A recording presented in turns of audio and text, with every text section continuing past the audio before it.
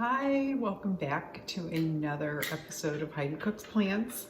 Today I'm showing you how to make a really delicious granola. I know I share a lot of granola recipes here on my channel.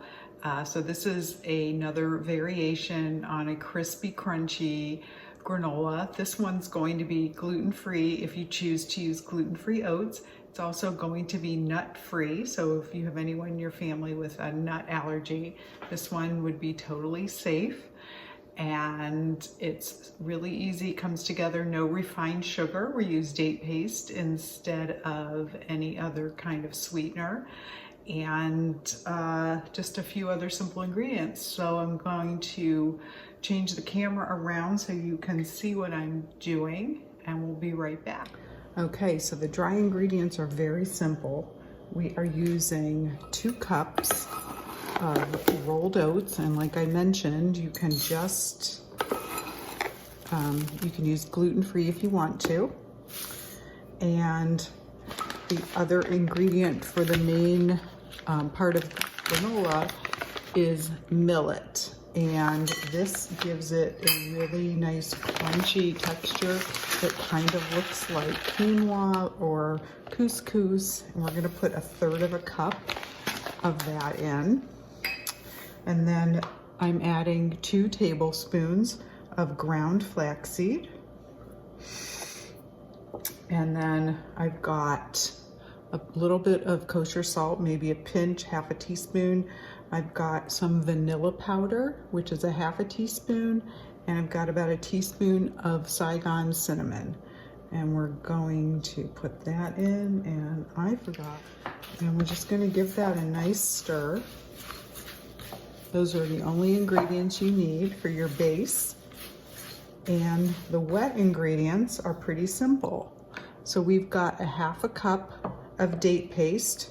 And if you've never made date paste, it's just equal amounts of water and pitted dates. I used medjool dates and just added them to my blender cup and blended them up. And then to give it that delicious tahini flavor, we're going to add in 2 tablespoons of, I hope I have enough in this bottle. 2 tablespoons of tahini. And I love this Mighty Sesame Company tahini because it comes in this great squeeze bottle, which when it's not empty, it's pretty easy to work with. Okay,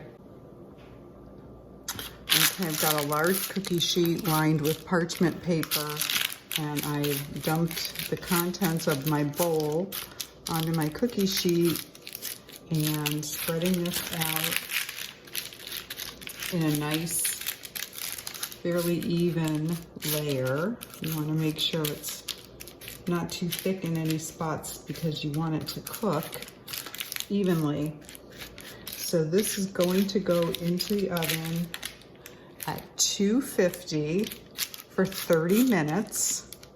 When the timer goes off at 30 minutes, you're going to take it out of the oven and turn the pan around and bake it for another 20 to 30 minutes. Okay, hey, granola is out of the oven. So I am going to show you the finished product and give you a couple options of how you want to finish it off. So here is our beautiful pan of granola, and it just came out of the oven, and you can see it really came out in nice clumps. And the longer it sits on the tray like this, it will get crisp. So you have a couple options. I've got my chocolate chips here, and I am using the Enjoy Life dark morsels. These are 100% vegan. There are no nuts. If you have a nut allergy, they're gluten-free. These are just a great choice. And I only had a little bit left of the dark, so I had to open up the bag of these semi-sweet chunks. So mine are gonna look a little bit different. So you have a couple options. You can wait for this to cool completely and then add your chocolate chips, or you could sprinkle a few on, and because this is still hot, it's gonna maybe melt the chocolate a little bit. So I'm gonna opt for that option and see how it comes out a little bit later when I go to put this in a container. So this will, I would store this at room temperature in a sealed container, and it'll last as long as you portion it out in healthy amounts. But that is one batch. It should last you a while. And here is a batch that I made yesterday, and you can see I've got the chips are in there. I decided to add the chips later, so that is my chocolate chip tahini granola, and hope you enjoy it. So here's my granola. This is a batch that I made yesterday.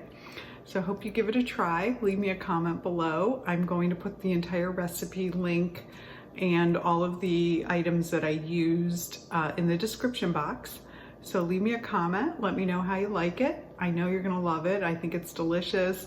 It's got that crunch that you want. It's got the salty and the sweet, and it's really satisfying, and I hope you enjoy it.